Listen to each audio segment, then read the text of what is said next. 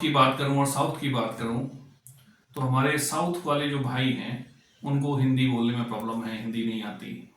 North Indian हैं या जैसे बिहार से लोग हैं, वो लोग सब हिंदी फारसी बेल्ट है, वो साउथ में जाते हैं तो साउथ वाले जैसे कि तमिलनाडु में गए तो तमिल वाले बोलते हैं कि स्पीकिंग तमिल और इंग्लिश। तो ये जो यूपी वाले जो एक्चुअली शिक्षा का पैटर्न ऐसा है कि इधर के लोग अंग्रेजी समझ तो लेते हैं लेकिन बोल नहीं पाते। संवाद अब आपका एक कहना है कि सभी को भाषा नेशनल लेवल पे नहीं भाषा नहीं, एजुकेशन सिलेबस एक होना चाहिए। अच्छा। जब सिलेबस एक होगा तो वो प्रॉब्लम सॉल्व होगी। सही बात। दूसरी चीज है कि जो आज सरकारें क्या है कि काम कर रही हैं, मेरा मानना है 9th क्लास से वोकेशनल कोर्सेज स्टार्ट हो जाने चाहिए, जो आज 12th के बाद स्टार्ट होते हैं। बच्चा 12th के बाद सोचता है कि मैंने नीट का एग्जाम देना है, मैंने जेई में जाना है या किसी और अदर ट्रेड में जाना है, जी। तो वो 9th से स्टार्ट होना चाहिए ताकि डेवलपमेंट के 4 साल बच सके। अभी हमारे यहाँ जो बच्चे मेडिकल में जाते हैं तो देखा जाए तो वो 30 साल तक जाके डॉक्टर बनते हैं।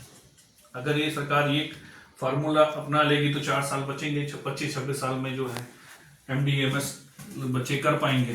तो भाई या कुछ भी जो वोकेशनल कोर्सेज हैं 12th तक एजुकेशन शुड बी 100% फ्री होनी चाहिए। आज जो है ना शिक्षा का व्यापारीकरण हो रहा है, प्राइवेट स्कूल खुलते जा रहे हैं, सरकारी स्कूलों में टीचर्स नहीं हैं भी तो वहाँ पढ़ाई नहीं है, और जो है क्या नाम है संविदा पे टीचर्स रखे जा रहे हैं, चाहे शिक्षा मित्र के रूप में वो 10,000 रुपए दिए जा रहे हैं उनको, जैसे यूपी में है कि 10,000 रुपए मतलब जो है शिक्षा मित्र को दिए जाते हैं।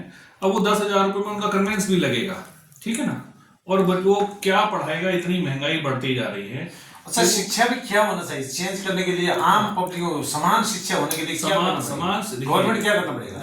हाँ, गवर्नमेंट को चाहिए कि भाई एजुकेशन का जो सिस्टम है वो सेंट्रलाइज कर दे, और उसका सेंट्रलाइज जो ना स्टेट भले ही हो लेकिन सभी मुख्यमंत्री से बात मिल करके भाई जो भी है सिलेबस सेम रखा जाए कि कहीं CBSE बोर्ड है, कहीं UP बोर्ड है, कहीं महाराष्ट्र मतलब जो है ना MP बोर्ड है, हर एक स्टेट का बोर्ड ना होके वो सिलेबस सेम हो, पैटर्न सेम होना चाहिए। समान शिक्षा होनी चाहिए, बिल्कुल समान शिक्षा होनी चाहिए, और 12th तक शिक्षा 100% फ्री होनी चाहिए, चाहे वो प्राइवेट स्कूल हो चाहे गवर्नमेंट स्कूल हो।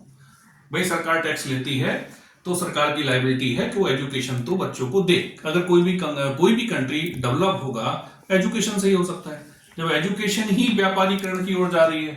आज देखा जाए तो प्राइवेट स्कूलों में मोदी सरकार तो बोल रहा है था हमें तो सभी को बराबर शिक्षा जरा होगा, ऐसे बोल रहा है। सर देखिए, बोलना और होना ये दोनों में फर्क है। ये जमीन पे पता लगता है ये कि ठीक है मोदी सरकार में तो मोदी सरकार कहना गलत है, क्योंकि भारत सरकार है। किसी व्यक्ति की जो आज जो पैटर्न मीडिया के द्वारा चला दिया गया है कि मोदी सरकार तो कुछ है ही नहीं ना भाई, है तो भारत सरकार ना जी। भाई किसी भी सर्कुलर में कोई लिखा तो किसी गजट नोटिफिकेशन में आता है क्या मोदी सरकार? भाई सरकार भारत की जनता ने भाई आपको चुना है तो आप भारत सरकार है, ठीक है ना। मैं किसी व्यक्ति विशेष की सरकार नहीं मानता, मेरे को भारत सरकार है, भारत सरकार को काम करना चाहिए। दूसरी चीज एक और है, आज जो निजीकरण जिस हिसाब से हो रहा है, अभी आप देख रहे हैं कि अभी इंडिगो वाला मैटर चल रहा है कि तो सारा कुछ आप एक के ऊपर डिपेंडेंट हो जाओगे तो ऐसे ही पब्लिक 30-30 घंटे तक एयरपोर्ट फंसी रही। तो ये सरकार की गलत नीतियां ही है ना, जिसकी वजह से आज जनता भुगत रही है और सरकार का उधर ध्यान भी नहीं है। दूसरी चीज एक और है, मीडिया सबसे बड़ा जो मीडिया का जो वर्ग है, पहले मीडिया पत्रकारों के पास हुआ करता था, आज मीडिया व्यापारियों के हाथ में। तो जितने एंकर्स हैं या कुछ भी है, मैं उनकी गलती नहीं मानता, उनको नौकरी बचानी है भाई, उनको जो उनके मतलब जो चैनल के ऑनर्स हैं वो बोलेंगे उनको करना पड़ता है, ठीक है। वो जनता के मुद्दे नहीं उठाते, वो सरकार को डिफेंड करते हुए नजर आते हैं और वो विपक्ष से सवाल पूछते हैं, जबकि मीडिया खुद एक विपक्ष होता है। वो जनता के सवाल सरकार से पूछने चाहिए, लेकिन आज की मीडिया जो है वो सरकार से सवाल पूछने की हिम्मत ही नहीं करता, वो सरकार को डिफेंड करने के लिए बैठा है। अगर विपक्ष भी कुछ क्वेश्चन पूछ ले तो उसको डिफेंड कर रहा है, वो गलत है। दूसरी चीज एक और है कि इलेक्शन में पूंजीवाद बहुत बढ़ गया है। अभी करोड़ों रुपया जिसके पास, देखिए हम तो बहुत जमीन से उठे हुए लोग हैं, संघर्ष कर रहे हैं कि भाई हम चाहते हैं कि पढ़ा लिखा युवा और जिसने जमीन की परेशानियां देखी हों, जो मतलब समाज से जुड़ा हुआ व्यक्ति हो, वो लीडरशिप में आना चाहिए। लेकिन आज हो क्या रहा है कि जिसके पास पैसा है, करोड़ों रुपया वो इलेक्शन में खर्च करता है, फिर इलेक्शन जीतता है, तो सिंपल सी बात है, मान लीजिए कोई 50 करोड़ रुपए जीत के विधानसभा या लोकसभा जाएगा, पहले 50 करोड़ का 500 करोड़ रुपए कमाएगा, वो समाज सेवा थोड़ी करेगा। दूसरी चीज जनता को सोचना चाहिए, बेसिकली भारत में हो क्या रहा है, लोग पार्टीवादी हो गए हैं, वोट का अधिकार पार्टी की तरफ देखते हैं कि ये पार्टी हिंदूवादी है, ये पार्टी हमारी है, जबकि जनता को चाहिए अपने कैंडिडेट, अपने जो विधानसभा या लोकसभा की लिस्ट निकालनी चाहिए, देखना चाहिए कौन शिक्षित व्यक्ति है, किसके ऊपर क्रिमिनल केसेस नहीं है, और कौन जमीन से जुड़ा हुआ व्यक्ति है जो मतलब कुछ डेवलप कर सकता है। अभी हो क्या रहा है, जैसे कि देखिए देखा जाए कि फिल्म एक्टर्स हैं, उनको बड़ी बड़ी पार्टियां टिकट दे देती हैं, ठीक है, जिस एरिया से वो चुनाव लड़ते हैं उस एरिया को वो पहचानते भी नहीं, उस गलियों के नाम भी नहीं जानते होंगे, उस एरिया के नाम भी नहीं जानते होंगे, लेकिन क्योंकि फिल्म एक्टर्स हैं, लोग वोट देते हैं पार्टी देख के, तो वो क्या डेवलपमेंट करेंगे जब वो आपके एरिया को नहीं जानते। वो सस्टेनेबल डेवलपमेंट बारे में नॉलेज ही नहीं है कि भाई एक चीज है। जी हाँ, अभी दिल्ली की बात करें, आप दिल्ली में राजधानी बैठे, दिल्ली में कई प्रकार का इन्वायरमेंट इतना क्लीन नहीं है, पोल्यूशन ज्यादा बढ़ गया है, इसमें गवर्नमेंट का कुछ ध्यान नहीं दिखाई पड़ रहा है। एक्चुअली है क्या सर, देखिए सरकार को तो प्रयास करना ही चाहिए, लेकिन होता क्या है, राजनीति ज्यादा होती है, प्रयास कम होते हैं, ठीक है ना। कि आप पिछली सरकारों को टारगेट बना के, पिछली सरकार अगर अच्छा काम करती तो आप क्यों आते? आप आए हैं तो आप काम करें ना। दूसरी चीज, आज दिल्ली की आबोहवा, मतलब दिल्ली एक गैस चैम्बर बन चुकी है आज की डेट में, कि देखा जाए तो दिल्ली में रहने वाले व्यक्तियों की उम्र 10 साल कम हो रही है। भाई पॉल्यूशन है तो लंग्स कहीं ना कहीं खराब होंगे, जी है ना, तो वो खराब होंगे तो कुछ ना कुछ असर तो होगा ही। तो सरकारें सरकार गवर्नमेंट क्या प्लान करना चाहिए विकास के लिए, नियंत्रण करने के लिए प्लान ये होना चाहिए, मैक्सिमम जो है ना पेड़। आप तो जनसम्मान पार्टी का राष्ट्रीय अध्यक्ष भी हैं, क्या सुझाव सजेशन क्या देते हैं? फीडबैक क्या है? देखिए फीडबैक ये है कि मैक्सिमम जो लोगों को ट्रेवल करना चाहिए, पब्लिक ट्रांसपोर्ट को यूज करना चाहिए, ठीक है ना। एक ही घर में 4-4 गाड़ियां हैं, ऐसे भी घर हैं दिल्ली में, और एक ही जगह, मतलब बिजनेसमैन लॉबी है तो ऑफिस उनका एक है, बेटे का टाइम अलग है, पिताजी का टाइम अलग है, उनकी वाइफ अलग जा रही है, 4-4 गाड़ियां यूज कर रहे हैं, तो सरकार को ये भी देखना चाहिए कि एक ही व्यक्ति के एक ही एड्रेस पे कितनी गाड़ियां रजिस्टर्ड है। सिंपल सा लॉजिक है ना। जी हाँ, तो जितनी नीड है उस हिसाब से रजिस्ट्रेशन होना चाहिए गाड़ियों का।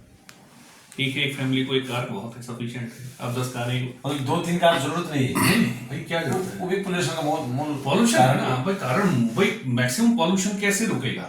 दूसरी चीज, अब चाइना की तरफ देखा जाए, एक तो भाई चाइना में जो है ना, जितना भी वेस्ट निकलता है, वेस्ट से बिजली बन रही है, और वेस्ट की जो उससे एनर्जी वही प्रोड्यूस तो कर रहे हैं, लेकिन उसकी जो राख निकलती है वो सीमेंट के रूप में यूज कर रहे हैं, क्योंकि वो टेक्नोलॉजी में आगे है। हमारे भारत के अंदर रिसर्च के ऊपर पैसा खर्च नहीं हो रहा। सबसे बड़ी बात क्या, R&D के ऊपर जहां पैसा खर्च होगा वहां कुछ ना कुछ रिजल्ट भी अच्छे आएंगे। हमारे यहाँ राजनीति होती है मंदिर पे, मस्जिद पे, लेकिन कभी रिसर्च के ऊपर काम हुआ है? कोई सरकार कर रही है? नहीं कर रही है। अब चाइना है, चाइना में भाई कोई धर्म नहीं है, वहां दूर दूर तक मंदिर मस्जिद नहीं मिलेंगे। भाई ऐसा नहीं है कि लोग किसी को नहीं मानते। छिपकी मुल्क से अब चाइना है और एशिया, दक्षिण एशिया कंट्री का ये क्यों नहीं सिखाए? कुछ देखिए बात सीखना चाहिए चाइना। भाई देखिए, मैं कहता हूँ आप क्या कहते हैं, बात तो उसमें भाई देखिए, मैं तो कहता हूँ कि पॉजिटिव चीजें सीखनी चाहिए। हम 10 जगह जाते हैं, निगेटिव हर जगह है, लेकिन हमें निगेटिव में से ही पॉजिटिव ढूंढना चाहिए। कहीं अगर कुछ अच्छा ला सकते हैं, कुछ कर सकते हैं। दूसरी चीज, एजुकेशन पॉलिसी चेंज होनी चाहिए। दूसरी चीज एक और है, आज देखा जा रहा है कि सबसे ज्यादा हेल्थ पॉलिसी सरकार दे रही है कि 5 लाख रुपए का गरीब को जो है ना पॉलिसी देती है, प्रधानमंत्री जी के भी 5 लाख रुपए का फ्री इलाज होगा। मैं कह रहा हूँ भाई, आप एक तो बड़े हॉस्पिटल जल्दी से जिनके पास वो 5 लाख रुपए में उनको लेते नहीं है, एडमिशन नहीं देते। दूसरी चीज, छोटी से छोटी बीमारी का भी आज जो है ना 1 लाख रुपए पर डे का बिल बन जाता है। आज ये हाल है प्राइवेट हॉस्पिटल्स के। गरीब आदमी तो स्वास्थ्य तरीका से गरीब आदमी पिस रहा है इसमें। मेडिसिन मेरा मानना ये है कि सरकार को चाहिए जितना पैसा आप पॉलिसी पे खर्च कर रहे हैं, जो इंश्योरेंस पॉलिसी का प्रीमियम आप देते हैं, वो पैसा सरकारी हॉस्पिटल के डेवलपमेंट में लगाया जाए। मैक्सिमम जो है ना हॉस्पिटल खोले और भाई वहां व्यवस्थाएं दें, ताकि भाई वहां कितने बंदे भी आएंगे, भाई हॉस्पिटल है, अच्छे डॉक्टर्स होने चाहिए, इक्विपमेंट होने चाहिए। भाई जब प्राइवेट हॉस्पिटल चल सकता है तो सरकारी हॉस्पिटल्स का मैनेजमेंट अच्छा क्यों नहीं हो सकता? सारा बिल पावर की बात है कि अगर सब कुछ आप प्राइवेट निजी कर दोगे तो ईस्ट इंडिया कंपनी भी तो व्यापार करने आई थी।